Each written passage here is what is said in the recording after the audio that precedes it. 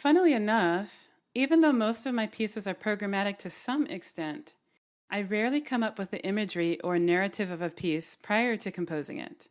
Most of my compositions are written with specific performers in mind, so my first course of action is to get to know more about them and their artistic voice. I might ask questions about what they feel is missing in their repertoire or what sounds or techniques they would like to explore further, for example.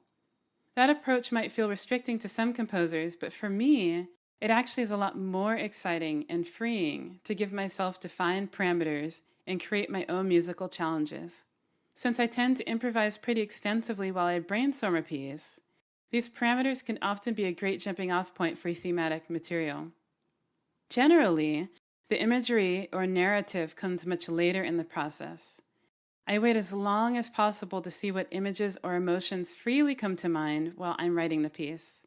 Sometimes that happens very close to the end of completing a work, but often it happens when I'm more than halfway into the piece. In that case, I find it pretty easy to delve deeper into the program that is presenting itself.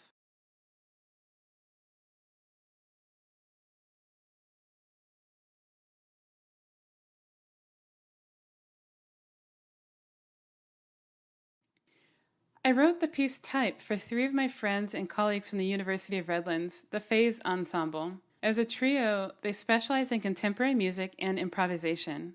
Since I knew that they were absolutely eager to work with aleatoric scores, I took the opportunity to branch out of my own comfort zone by writing a text-based piece. Before then, most of my music had been in standard notation. Yet in the past several years, I have been exploring various degrees of aleatory in my writing. It has been a really intriguing challenge to consider what music elements I want to leave open-ended and what elements I want to control. This pursuit has definitely strengthened my writing process, even in more traditionally notated works. As someone who spends a lot of her spare time reading, whether in books or online, communication as both a craft and an art form is something that I think a lot about. On the one hand, there are the fundamentals, such as word choice, grammar, and logic. Yet there are other elements, such as design, that also have a significant influence on how information is conveyed. I admit I'm one of those people who can be prone to agonizing about my font choices. When I was thinking of what to explore with the Phase Ensemble, I knew I wanted to break away from traditional notation, but I also felt that my skills as a graphic artist are fairly limited. Because of this, I decided early on that I wanted to use a text-based score. I can save that challenge for another day. Since then, I have been including more aleatory in my writing as long as it is something that the performer is comfortable with. Most recently, I was very fortunate to have the opportunity to write another improvisatory work, Latitude, for bass trombonist Maxine Troglauer as part of the 2020 Composers Conference. We collaborated on that piece extensively. Since I learned that Maxine has a background in jazz improvisation, I took the opportunity to include plenty of improvisatory aspects. In fact, some of the trombone samples included in the fixed media are Maxine's improvisations, based on sketches that I sent to her during the making of the piece. I had so much fun putting that together, and I definitely look forward to exploring more electronic and aleatoric techniques in the near future.